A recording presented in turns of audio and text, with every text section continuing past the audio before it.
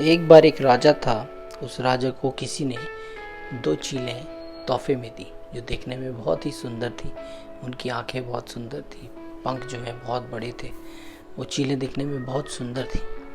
तो राजा ने उनको अपने राज दरबार में रखा और अपने ऐसे व्यक्ति को नियुक्त किया जो उन चीलों को ट्रेनिंग दे सके।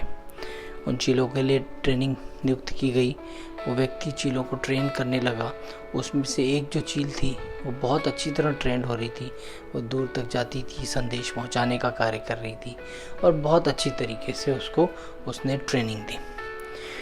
राजा ने पूछा कि चीलों की ट्रेनिंग कैसी चल रही है। तो उस व्यक्ति ने कहा, जो एक चील है वो बहुत ही अच्छी, बहुत ही कुशलता से सारी चीज़ों को समझ पा रही है, सारे इंस्ट्रक्शंस को फॉलो करती है, सारी बातों को मानती है और बहुत अच्छी तरीके से वो ट्रेंड हो रही है।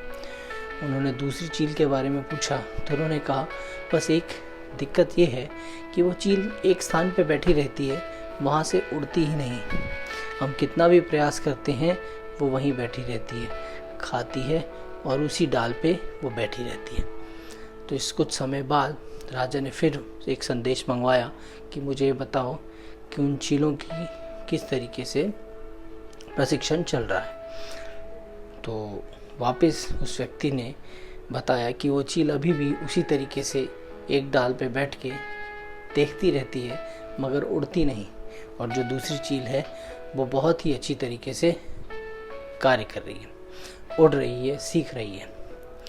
कुछ समय बाद वो व्यक्ति स्वयं महाराज के दरबार में आया और महाराज से बोला कि महाराज, वो जो दूसरी चील थी वो भी उड़ने लगी है और उससे भी ज़्यादा कुशल हो गई है।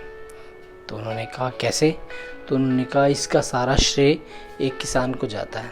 तो उन्होंने कहा, उस किसान को मेरे पास बुलाया जाए। किसान को राजा के पास बुलाया गया। राजा ने पूछा किसान से कि ये चील तुमने कैसे उड़ाई? तो उन्होंने कहा कि कुछ नहीं था, ये तो बहुत आसान कार्य था। जिस डाल पे वो हमेशा बैठा करती थी, मैंने उस डाल को ही काट दिया, तो उसको आगे उड़ना पड़ा, क्योंकि उसको उस डाल की आदत पड़ गई थी। वो वहाँ से उड़ना ही नहीं चाहती थी और अब वो डाल ना होने की वजह से आगे प्रशिक्षण ले रही है। उसने अपना कंफर्ट जोन छोड़ दिया। तो इस कहानी से हमें ये शिक्षा मिलती है कि कई बार हम अपने कंफर्ट जोन से निकलना नहीं चाहते, अपने आप को डिस्कवर करना नहीं चाहते। कई बार हम डरते हैं कि हमसे नहीं होगा। Nothing is impossible.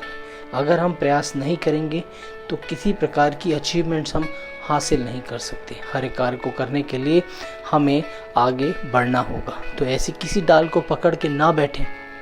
कई बार व्यक्तियों के जीवन में कुछ ऐसी दुर्घटना घटने की वजह से वो एक ही स्थान पे स्टक रह जाते हैं, रुक जाते हैं कि मैं आगे कुछ नहीं कर सकता, समय बीत गया, काफ़ी समय हो गया। मगर ऐसा नहीं होता।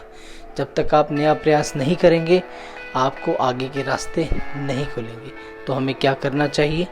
हमें ये देखना चाहिए कि किसकी डाल पे हम बैठे हैं, उसको हमें काट देना चाहिए और एक नई डाल और एक नई उड़ान की तलाश करनी चाहिए। हरे कृष्णा।